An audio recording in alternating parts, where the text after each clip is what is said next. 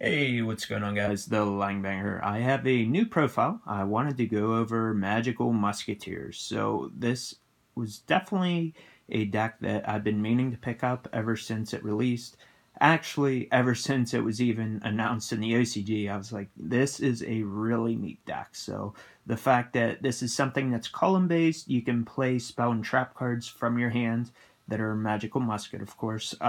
Just blindside the opponent, and then each monster does something different. So you can either add a card from your deck to your hand, add a card from your graveyard to your hand, you can summon a monster from your deck, you can shuffle stuff back from your grave back in.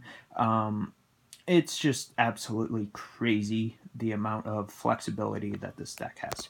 So let's just go into it. So you start with the level 4s. You have 3 Starfire. So this one here, you get to summon a level 4 or lower from your deck. Crazy. You have 2 Wild. So Wild, you can target 3 Magical Musket cards in your graveyard, shuffle all 3 into the deck, and then draw 1 card. You have 1 Calamity. So Calamity, you can target a magical musket monster in your graveyard and then summon it in defense. So it's just nice to be able to go into Link or Exceed plays. And just overall, later into the game, I mean, hopefully your guys aren't dying, but, if one does get into the grave, then you can bring it back. So going into level 3s, you have 3 Caspar, you have 3 Doc, and you have 3 Kid Brave. So the Kid Brave, when you activate a spell or trap, you can discard a magical musket card, draw 2 cards. So that's crazy. Doc, you get to add a magical musket card from your graveyard to your hand, so it can be a monster or spell trap. So crazy stuff there. And then the Caspar, you can add a magical musket card from your deck to your hand. So basically, columns mean a whole lot. So like, for me, like, you wouldn't want to use like a spellground or anything, just to like keep things, legit, and your opponent won't have any questions with anything you're doing or stuff they try to do. But essentially, summon a magical musketeer, and then if you have magical musket spell or traps, you can just keep them in your hand. That way they don't die to destruction, and your opponent can get blindsided. So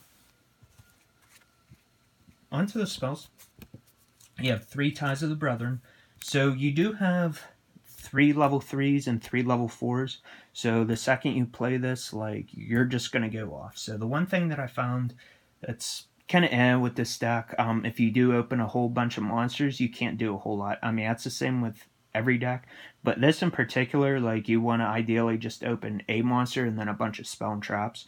And then even at that, like, some of the monsters, like, they're kind of dead at the beginning. Like, oh, the one that, summons a monster from your grave, well, you don't really want to open that. If that's the only one you have, that kind of sucks. And, the one that even grabs spell and traps from the graveyard, like, that kind of hurts too. So, it's kind of the downside to this deck, but, like, once you get rolling, like, it's really good. Especially after a Ties of the Brethren. You just, and especially, again, like, having at least like 2 spell and traps in your hand, or if you have the guy that searches for your deck, then you get to add another spell or trap and then use it in someone else's zone that you have, and then just keep going. So 3 duality. So I'm playing this kind of like stun, so with that, summon a magical musketeer or have one, play this, the musketeer goes off depending on which one, potentially, then then you should hopefully hit another spell trap. You have 3 Cross Domination, Magical Musket. So this one, target 1 face-up monster on the field until the end of the turn, change its attack and defense to 0, and also its effect is negated. So you have an effect veiler, that makes the monster go down to 0 attack. So even if they don't activate a monster effect, and then they attack, then boom, you can just make their guy get down to 0 and your guy lives. So it's just crazy what all this can do. You have 3 Magical Musket Steady Hands. So this one, select a Magical Musket monster you control, and its attack and defense is double its original attack and defense. So that's crazy. You can attack directly, but, again, just the fact that if you have a dude on the board, he's probably going to stay because the Magical Musketeers, they're not huge in attack, but, you know, to be able to double it and play this card from your hand, that's good stuff. You also have 2 double summon. So I was just thinking of other cards that you can use to kind of trigger your Magical Musket and, like, provide value. I think double summon's good. Not much else to say there. You have Book of Moon, and then you have Monster Reborn. So nothing too crazy there. If you guys want, you can add Raigeki, Dark Hole. I wouldn't suggest Potted Desires because, like, you're kind of searching a lot, and then you don't want to screw up, like, your Ties of the Brethren potentially.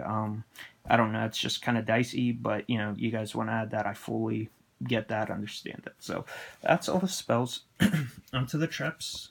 You have 3 Desperado, which this pops a face-up card on the field. That's crazy. So it's a Dryden, and you can play it from your hand. 3 Last Stand. This is to negate a spell or trap. So again, the fact that you can play this from your hand, that is absolutely insane. So that's definitely, in my opinion, the best. And then the last 3 cards is 3 Solemn Strike. So with that, you can kind of mess around with the ratios. I mean, you can add Solemn Judgment, Solemn Warning if you want.